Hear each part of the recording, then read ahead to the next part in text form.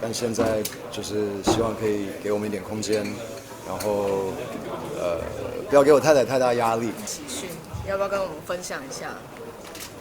呃， 3个月吗？应该是说，我跟 Dizzy 一直都很希望有我们自己的家庭，然后孩子对我们来说，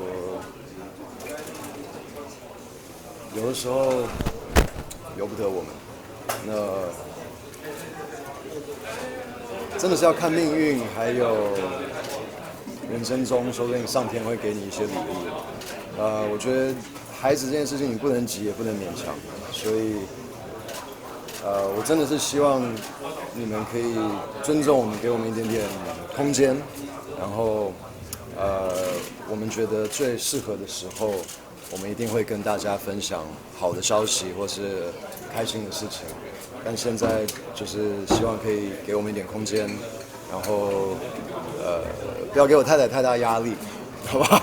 就谢谢大家关心。我不希望说太多，就这样子。但因为之前已经拍到了，然后昨天又有消息传出来，谢谢。恭喜Sunny的活动，他现在就是状况如何，心情还好？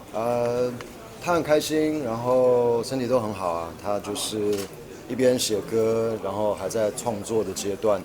他应该还是会出一些单曲啦，对啊，我看他已经写了3、4首新歌，所以希望他可以出一些单曲。